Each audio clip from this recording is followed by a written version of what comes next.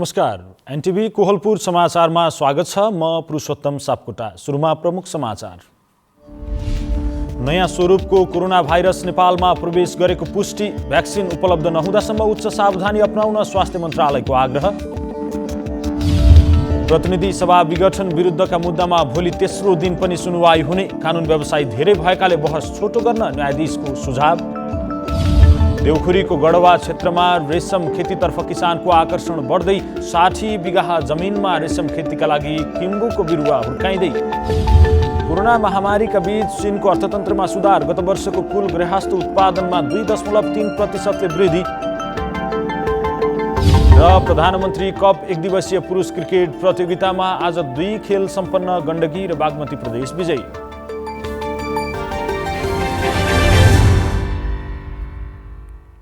समाचार अब विस्तारमा।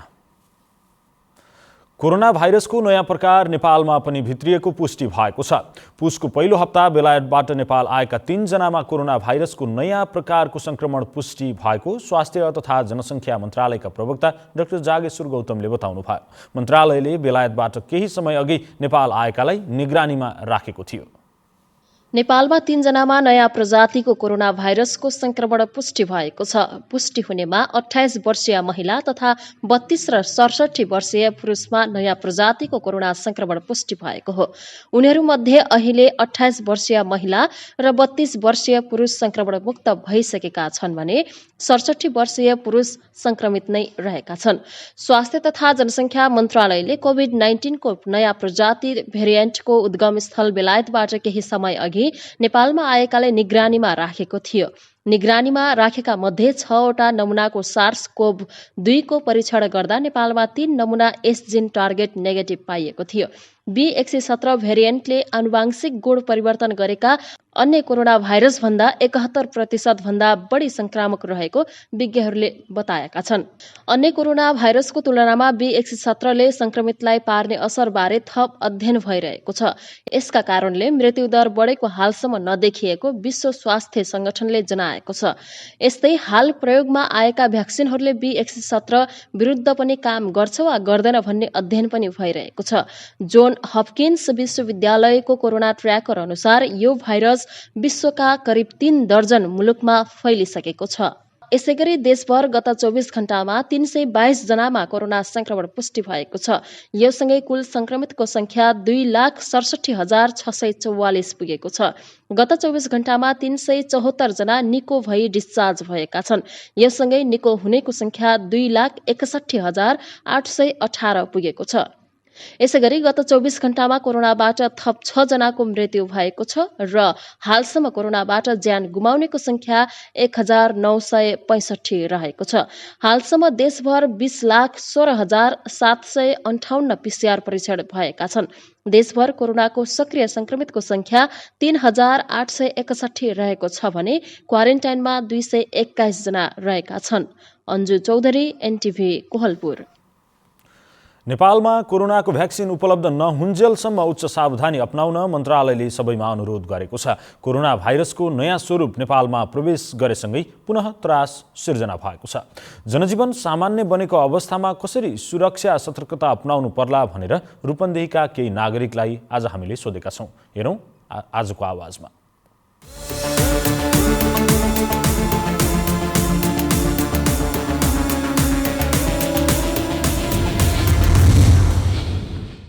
अब यो नयाँ आइरहेको कोभिडको लागि चाहिँ हामीले पुरानै सुरक्षा मापदण्ड अप्नाउनुपर्छ। हामीले जुन बिर्सेका छौँ अहिले, जस्तो मास्क लगाउने, अब पसल गर्दाखेरि बाहिर रसी टाङ्ने, अलि दूरी कायम गर्ने, सार्वजनिक गाडीमा हिँड्दाखेरि चाहिँ कम्तीमा पनि टाँसेर नहिँड्नेहरूसँग त्यसरी सुरक्षा आफैले सुरक्षा गर्यो भने चाहिँ समाजको सुरक्षा गर्न सकिन्छ। त्यही भएर कोभिड अझै सकिएको छैन, सुरक्षित बस्नु होला। कोभिडदेखिको अवस्थामा त सबै जनताहरूले स्वास्थ्य मापदण्ड जुन आधारभूत स्वास्थ्य मापदण्डहरू छन् त्यसलाई पालना गर्नु पर्यो। अब घरबाट बाहिर निस्किँदाखेरि मास्कहरू, सेनिटाइजरहरू साथमा लिएर हिँड्ने र कुनै वस्तुहरू छोइयो भने तुरुन्तै सेनिटाइजर प्रयोग गर्ने। अब साबुन पानी चाहिँ उपलब्ध हुन सक्दैन। सबैले आफ्नो सतर्कता अब दैनिकी कार्यहरूमा त इन्भल्भ हुनै पर्यो सबै। त्यस्तो अवस्था भने आफ्नो सतर्कता आफै अप्नाएर आफू जोगिएर अरूलाई पनि जोगाएर उसलाई कायम राख्न सक्यो भने केही हदसम्म यसबाट बच्न सकिन्छ। पहिला सुरुमा कोभिड भन्दाखेरि सबैलाई बढी डर त्रास थियो, मान्छे घरबाट बाहिर निस्किन पनि डराउँथे, मास्क नलगाइकन सेनिटाइजर नलिकन हिँड्थेनन्। अहिले पछिल्लो समयमा सबैले जितिसकेर बढी खुल्ला हिँडिराखेका छन्, मान्छेहरू सडकमा मास्क लगाउँदैनन्। अनि यो नयाँ रोगसित डराएको देखिन्न। अहिले अलिकति सुरक्षित भएर हिँड्न सबैलाई मैले अनुरोध गर्छु। हामी एकदमै सुरक्षित भएर हिँड्न पर्ने छ। अहिलेको समयमा चाहिँ नि धेरै मान्छेहरू चाहिँ नि यसबाट नडराइकन हिँडिरहेका छन्, धेरैले मास्क पनि लगाएका छन्, कोभिडै सिद्धिसकेको जस्तो गरेर हिँडेको छन्। तर हामीले हिँड्दाखेरि नहिँडी पनि हुँदैन, एकदम डिस्टेन्स मेन्टेन गरेर आफू सुरक्षित भएर सुरक्षित साथ चाहिँ हामी आफ्नो काममा हिँड्नुपर्छ। कोभिड-19 को सुरुवाती हुँदाखेरि मान्छे चाहिँ अलिक सतर्क भएको जस्तो देखिएको थियो, पछि बिचमा चाहिँ अलिकति लापरवाही बढेको देखिरहेका छौँ हामीले। अहिले झन् त्योभन्दा नि अझ खतरनाक शक्तिशाली भाइरस आएको भन्ने अब सूचनाहरू आइरहेको छ। त्यसैले अझ पहिला लापरवाही नगरिकन अझ बढी सतर्क, अझ बढी सचेत भएर चाहिँ लागि परेको सम्पूर्णमा अनुरोध गर्दछु। अब कोभिड-19 झन् खतरा छ भन्छन्, खतरा छ भन्दै पनि मान्छेहरूले चाहिँ अलिकति सजग नभए हो कि भन्ने चाहिँ लागिरहेको छ। यसको लागि कुनै एवारनेस कार्यक्रमहरू केही गर्दाखेरि चाहिँ राम्रो हुन्थ्यो कि। अब बजारहरूमा त्यस्तै भिडभाड छ, मान्छेसँग मास्क लगाएको छैन, प्रयोग गरेको छैन। अलिकति यो सानो मिस्टेकले गर्दाखेरि यत्रो ठुलो रूपमा चाहिँ जाने गरी चाहिँ यसरी विश्वमा फैलिरहेको कोभिडलाई चाहिँ हेलचेक्राइ गरेको हो कि जस्तो चाहिँ भान भइरहेको छ, लागिरहेको छ। सानो एउटा मिस्टेकले ज्यानै लिने हुँदाखेरि अलिकति हामी सजग भएर मास्कको प्रयोग गरौँ भन्ने चाहिँ लागिरहेको छ।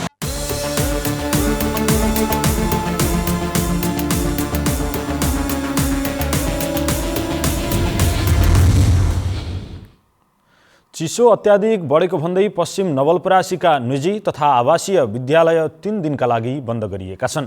दिउँसोसम्म हुस्सु लाग्दा हिडुलमा समस्या पर्ने र बालबालिकालाई विद्यालय आउन जान असहज हुने भएकाले हिजो आज र भोलि 3 दिन पठन पाठन बन्द गरिएको प्याप्सनका जिल्ला अध्यक्ष इन्द्र गुरुङले बताउनुभयो। जिल्लामा 96 वटा निजी विद्यालय छन्। बाक्लो हुस्सुले विद्यालय बस चलाउन समेत जोखिम भएपछि केही दिनका लागि जाडो बिदाका रूपमा विद्यालय बन्द गरिएको हो। जाडो बढेपछि जिल्लाका मुख्य बजार पनि चहल पहल घटेको छ। मानिसहरू चोक चोकमा आगो तापेर बसिरहेका छन्। अत्यावश्यक काम बाहेक मानिसहरू घरबाट टाढा गएका छैनन्। पश्चिम नवलपरासीमा आज बिहान 12 डिग्री सेल्सियससम्म तापक्रम मापन भएको छ। प्रतिनिधि सभा विघटन विरुद्धका मुद्दामा दोस्रो दिनको सुनवाई सकिएको छ। मुद्दाको निरन्तर सुनवाई भोलि पनि जारी रहने प्रधान न्यायाधीश चोलेन्द्र शमशेर जबराले बताउनुभयो। आजको सुनवाईमा निवेदनका तर्फबाट 2 कानुन व्यवसायीले मात्रै सहभागिता जनाएका थिए। आजको संवैधानिक इजलासको बहसमा दिनमणि पोखरेल र सरोज कृष्ण घिमिरेले मात्रै सहभागिता जनाउनु भएको हो। आइतबारको सुनवाईमा 4 जना कानुन व्यवसायीहरूको सहभागिता रहेको थियो। न्यायाधीश अनिल कुमार सिन्हाले 364 कानुन व्यवसायी रहेकाले छोटो बहस गर्नुपर्ने सुझाव दिनुभयो। कानुन व्यवसायीहरूले लामो समय लिँदा मुद्दामा बहस लम्बिने देखिएको छ। इजलासले कुन कानुन व्यवसायीलाई कति समय दिने भन्ने निर्धारण गरेको छैन भने कानुन व्यवसायीले पनि बढीभन्दा बढी समय लिइरहेका छन्। त्यसले गर्दा मुद्दा टुङ्ग्याउन समय लाग्ने देखिएको हो। प्रतिनिधि सभा विघटनका मुद्दामा दोस्रो दिनसम्म वरिष्ठ अधिवक्ताले बहसमा सहभागिता जनाएका छैनन्। पुस 5 गते प्रतिनिधि सभा विघटन भएको थियो। त्यसविरुद्ध 13 रिट निवेदन दर्ता भएका छन्। समाचारको क्रम जारी नै छ। अहिलेलाई एकैछिनको विश्राम।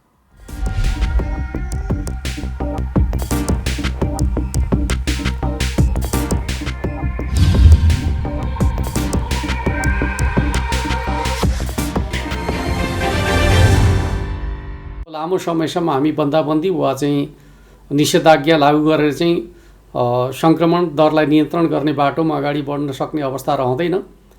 आवश्यकता अनुसार हामी एरिया बन्दी गरेर चाहिँ ट्रेसिङको काम अगाडि बढाउनेछौँ। अन्यथा हामी आर्थिक क्रियाकलाप सँगसँगै महामारी विरुद्धको लडाइँ अगाडि बढाउनु पर्नेछ। त्यस अर्थमा सम्पूर्ण दाजुभाइ दिदीबहिनीहरूले सकेसम्म चाहिँ आवश्यकताभन्दा बढी गतिविधि मुभमेन्टहरू नगर्नका लागि म अनुरोध गर्न चाहन्छु। घर बाहिर निक्लनु पर्दाखेरि अनिवार्य रूपमा स्वास्थ्य सुरक्षा मापदण्ड प्रयोग गर्ने, मास्क लगाउने र कुनै पनि वस्तुलाई छोइसकेपछि सार्वजनिक स्थानका वस्तुहरूलाई छोइसकेपछि सेनिटाइज गर्ने वा चाहिँ साबुन पानीले हात धुने जस्ता मापदण्डहरू प्रयोग गर्ने र एक अर्को व्यक्तिबाट चाहिँ निश्चित दूरी बनाएर चाहिँ संवाद गर्ने खालको तरिका प्रयोग गर्यो भने यो महामारी विरुद्ध हामी आफूलाई सुरक्षित गर्न सक्छौँ। त्यो दिशामा सम्पूर्ण दाजुभाइ दिदीबहिनीहरूको सहयोग हुनेछ भन्ने विश्वास र अपेक्षाका साथ म हार्दिक अनुरोध गर्न चाहन्छु। जनचेतनाका लागि लुम्बिनी प्रदेश सरकार मुख्यमन्त्री तथा मन्त्री परिषदको कार्यालय रूपन्देही। विश्रामपछि समाचारमा पुनः स्वागत छ। अब बाँकी समाचार। पश्चिम नेपालका आदिवासी थारू समुदायको प्रचलित र प्रमुख परिकार हो ढिक्री। तर पछिल्लो समय अन्य समुदायले पनि ढिक्रीलाई आफ्नो खानपानमा समावेश गर्न थालेका छन्, जसका कारण यसको महत्त्व झनै बढ्दै गएको छ। कुनै चाडपर्व र समारोहमा चामलको पिठोको ढिक्री नै प्रयोगमा आउने गरेको छ। तर गहुँ, जौ र मकैको पिठोको पनि ढिक्री बनाएर खाने गरिन्छ। ढिक्रीको आकार यस्तै हुनुपर्छ भन्ने हुँदैन। आफ्नो इच्छा अनुसार ढिक्रीको आकार गोलो, लाम्चो, चुच्चे विभिन्न आकारको बनाउन सकिन्छ। तैपनि विशेष गरी गोलो र लाम्चो आकारको ढिक्री बनाइएको पाइन्छ।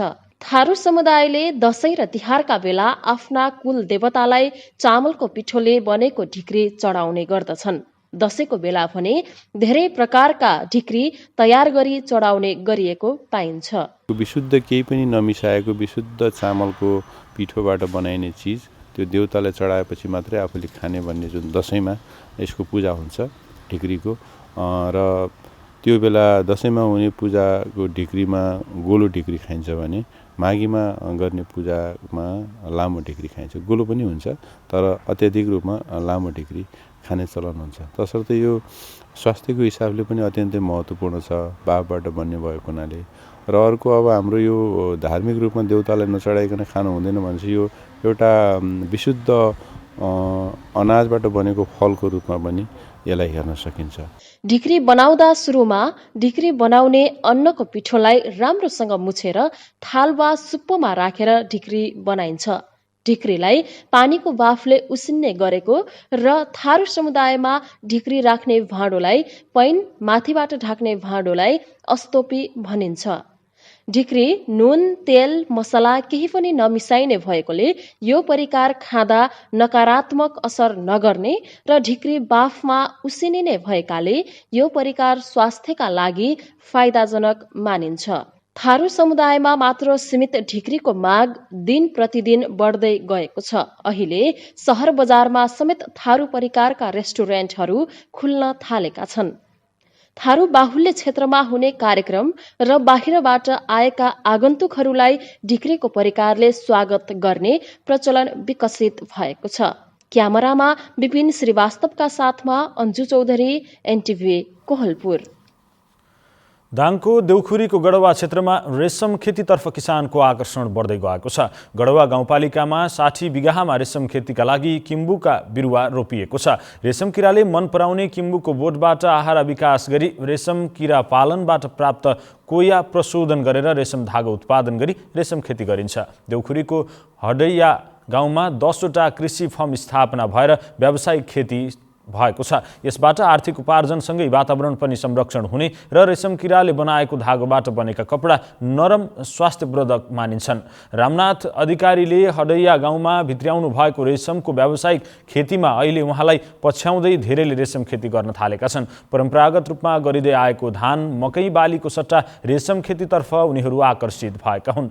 रेशम खेतीका लागि किसानले क्षेत्र विस्तार गरेर उत्पादन बढाएको देखिन्छ। सरकारले 50% अनुदान दिने भएपछि कृषकको चासो झनै बढेको हो।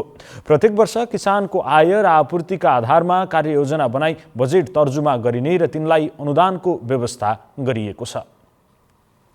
सुदूरपश्चिम प्रदेशका पहाडी जिल्लामा रहेका पानीघट्ट लोप हुन थालेका छन्। केही वर्ष पहिले पर्याप्त मात्रामा प्रयोग भएका देखिने घट्ट अहिले लोप हुने अवस्थामा पुगेका हुन्। पहाडी क्षेत्रमा स्थानीय खोलाको पानीबाट चल्ने घट्टमा स्थानीयवासीले गहुँ, कोदो, चामल, मकै र फापर लगायतका अन्न पिसानी गर्ने गर्दथे। अहिले आधुनिक विद्युतीय मिलको सञ्चालन बढ्दै गएपछि पानीघट्ट लोप हुन थालेका हुन्। सुदूरपश्चिमका पहाडी जिल्ला डडेलधुरा, दार्चुला, बैतडी, बजाङ, डोटी, अछाम र बाजुरा लगायतका जिल्लाका विभिन्न ठाउँमा रहेका हजारौं संख्यामा रहेका पानीघट्ट प्रयोगविहीन रहेका र घट्टलाई नयाँ प्रविधिका साथ सञ्चालन गर्न थालिएको छ। प्रयोगविहीन रहेका पानीघट्टलाई सुधार गरेर आधुनिक रूपमा पिसानी, तेल पेलानी र काठ चिरानी समेत गर्न सकिने बनाउन थालिएको छ। मिलमा भनेकै समयमा कुटानी पिसानी हुने भएकाले पानीघट्ट प्रयोग गर्नेको संख्या घट्दै जाँदा घट्ट बन्द गर्नु परेको घट्ट बन्द गर्नु परेपछि पानीघट्ट लोप हुन लागेको हो। डडेलधुरामा करिब 100 पानीघट्ट मध्ये हाल 1 दर्जन मात्र घट्ट सञ्चालनमा रहेका छन्। कपिलवस्तुको विजयनगर गाउँपालिका र मायादेवी गाउँपालिकामा बोर्डर आउटपोस्ट BOP को स्थापना भएको छ। BOP स्थापना भएपछि नेपाल भारत सीमा सुरक्षा र सीमा क्षेत्रमा हुने आपराधिक गतिविधि न्यूनीकरण हुने स्थानीयको अपेक्षा छ। कपिलवस्तुको विजयनगर गाउँपालिका र मायादेवी गाउँपालिकामा बोर्डर पोस्ट BOP को स्थापना गरिएको छ। विजयनगर गाउँपालिकाको वडा नम्बर 1 जवाबयार 8 र मायादेवी गाउँपालिकाको वडा नम्बर 8 सानो नन्दनगरमा नेपाल भारत सीमानामा सुरक्षा र सीमा क्षेत्रमा हुने आपराधिक गतिविधि न्यूनीकरण गर्नका लागि सीमा क्षेत्रमा BOP स्थापना गरिएको हो। कपिलवस्तुकै भौगोलिक बनावटले सबैभन्दा अति विकट क्षेत्रमा पर्ने विजयनगर गाउँपालिकाको वडा नम्बर 1 जवाबयार 8 मा BOP को उद्घाटन गर्दै सशस्त्र प्रहरी बल नेपाल नम्बर 5 विन्ध्यवासिनी बाहिनी मुख्यालयका प्रमुख सशस्त्र प्रहरी नायब महानिरीक्षक किशोर प्रधानले अब यहाँका जनतालाई प्रत्यक्ष पूर्ण सुरक्षित वातावरणको महसुस हुने बताउनु भएको छ। उहाँले सशस्त्र प्रहरीसँगै स्थानीय नागरिकहरूले एकसाथ हातोमाले गर्दै बिना डर तरास ढुक्कसँग बसेर व्यापार व्यवसाय सञ्चालन गर्न स्थानीयवासीहरूलाई अनुरोध समेत गर्नु भएको छ। वासीलाई म ढुक्कसँग आफ्नो कामहरू, आफ्नो दैनिक जीवनयापनहरू, आफ्नो व्यवसायहरू, आफ्नो विकासका कामहरूलाई अगाडि बढाउन अनुरोध गर्न चाहन्छु। तपाईहरूको सेवामा सशस्त्र प्रहरी बलका राष्ट्र सेवक कर्मचारीहरू 24 घण्टा खटिनेछन्।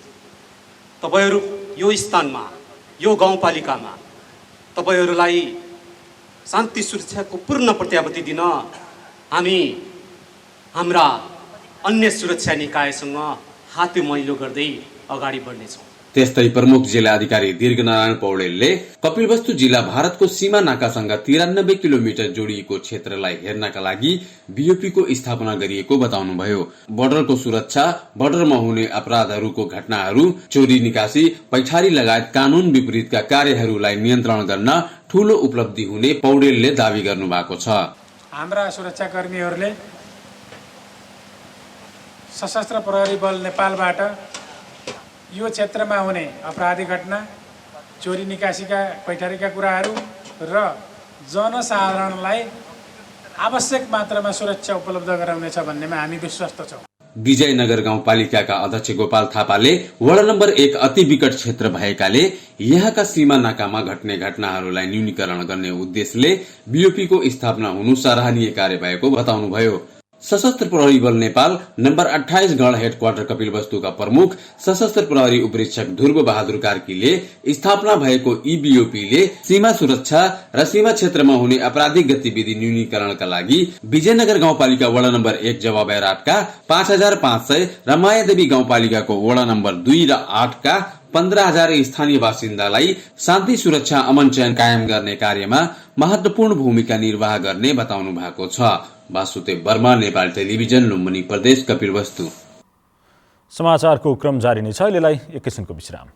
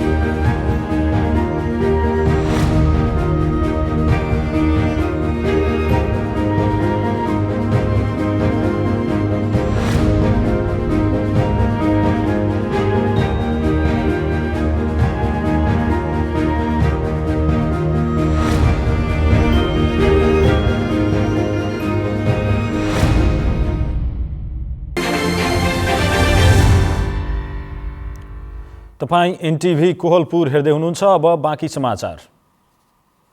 लुम्बिनी प्रदेशमा सवारी दुर्घटना बढ्दै गएको तथ्याङ्कले देखाएको छ। गत आर्थिक वर्षमा 556 सवारी दुर्घटना हुँदा 276 जनाले ज्यान गुमाएकोमा यस आर्थिक वर्षको 6 महिनामा बढेर 667 सवारी दुर्घटना भएका छन्, जसमा 256 जनाको मृत्यु भएको छ। लुम्बिनी प्रदेश ट्राफिक प्रहरी कार्यालयका प्रमुख प्रहरी उपरीक्षक डम्बर विकले गत आर्थिक वर्षको 6 महिनामा भएका घटनामा 881 जना घाइते भएकोमा यो आर्थिक वर्षको पुष मसान्तसम्म 924 जना घाइते भएको बताउनुभयो। प्रदेशमा 1,34,720 सवारी कारवाही गर्दा 8,52,89,000 राजस्व सङ्कलन भएको प्रहरी उपरीक्षक डम्बर विकले जानकारी दिनुभयो। अब अन्तर्राष्ट्रिय समाचार।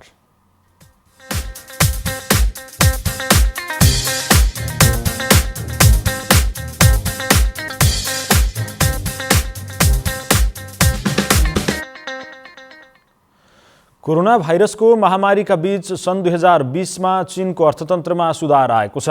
चीनको राष्ट्रिय तथ्याङ्क ब्युरोले सार्वजनिक गरेको प्रतिवेदनमा सन् 2020मा चीनको कुल गृहस्थ उत्पादन 2.3% बढेको उल्लेख गरिएको छ।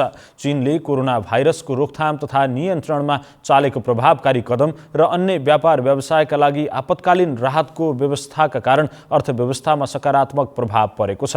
गएको वर्षको अन्तिम त्रैमासिकमा चीनको जीडीपी 6.5%ले बढेको थियो भने तेस्रो त्रैमासिकमा 4.9%ले बढेको थियो। कोरोना भाइरसको जोखिम अहिले पनि उत्तिकै रहेकाले केही कलकारखाना तथा विकास निर्माणका काम ढिलो गतिमा भइरहेको छ।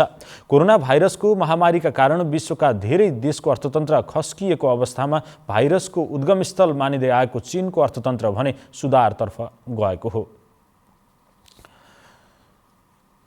सुडानको पश्चिमी डाफर राज्यको राजधानी यल जेनिनामा सशस्त्र मिलिसियाद्वारा गरिएको आक्रमणमा 80भन्दा बढी व्यक्तिको मृत्यु भएको छ। गत शनिबारबाट सुरु भएको यस झडपमा परि कम्तीमा 80 व्यक्तिको मृत्यु हुनुका साथै सयौं व्यक्तिहरू अन्य 160 व्यक्ति घाइते भएको सुडानले जनाएको छ र घाइतेहरूको उपचारमा संलग्न चिकित्सकहरूले सो कुरा पुष्टि गरेका छन्। शनिबार बिहानैदेखि यल जेनिना शहरमा भएको रक्तपातपूर्ण घटनाहरू अझै जारी रहेको त्यहाँका अधिकारीहरूले बताएका छन्। सुरक्षा बल र मेडिकल सेवा सहितको यातायातका साधनहरू उपलब्ध गराउन सरकारलाई आग्रह गरिएको छ। घटनालाई नियन्त्रणमा लिन स्थानीय अधिकारीहरूले निषेधाज्ञा जारी गरेका छन्।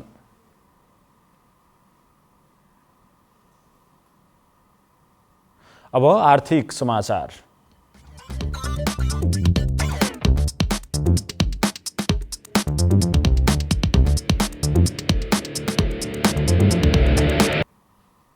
केही दिनदेखि लगातार ओह्रालो लाग्दै आएको सुनको मूल्यमा आज पनि सामान्य गिरावट आएको छ। छापावाल सुन हिजोको तुलनामा आज तोलामा 200 रुपियाँले घटेको हो। हिजो प्रति तोला 91,800 रुपियाँमा कारोबार भएको छापावाल सुन आज भने तोलामा 91,600 रुपियाँमा कारोबार भएको छ। यस्तै तेजाबी सुन हिजो तोलामा 91,300 रुपियाँमा कारोबार भएकोमा आज प्रति तोला 91,100 रुपियाँमा कारोबार भएको नेपाल सुन चाँदी व्यवसायी महासङ्घले जनाएको छ। चाँदीको मूल्यमा भने हिजोको तुलनामा स्थिर रहेको छ। चाँदी तोलामा 1,230 रुपियाँमा कारोबार भएको छ। अब खेलकुद समाचार।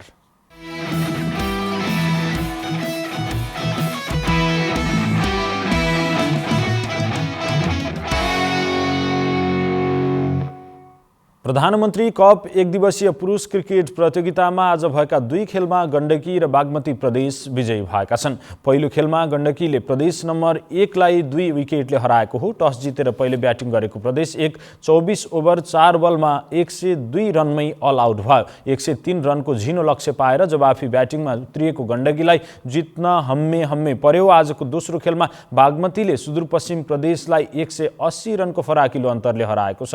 जितसँगै बागमती लगातार दोस्रो खेलमा विजयी भएको हो। टस हारेर ब्याटिङको निम्तो पाएको बागमतीले निर्धारित ओभरमा 9 विकेट गुमाउँदै 279 रनको योगफल तयार पारेको थियो। अब मौसम।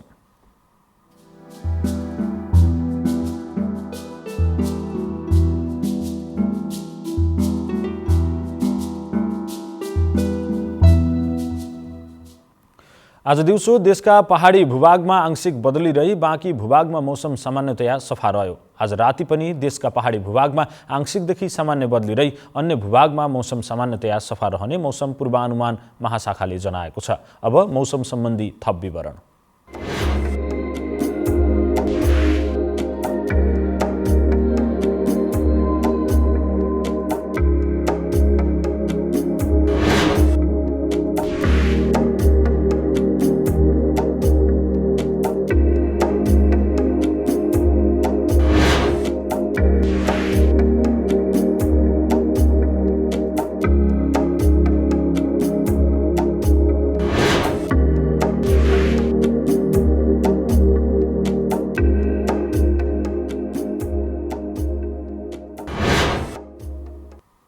समाचारको अन्त्यमा प्रमुख समाचार पुनः एकपटक।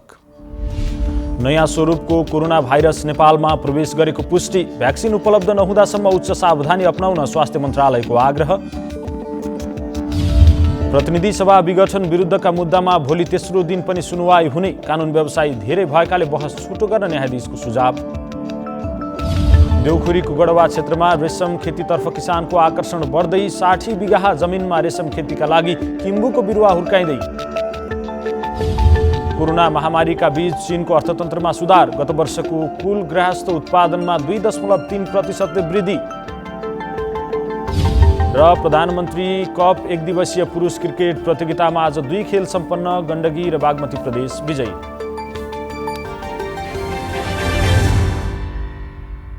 हवस् त अहिलेलाई समाचारको सिलसिला यति नै। बिदा दिनुहोस्। नमस्कार।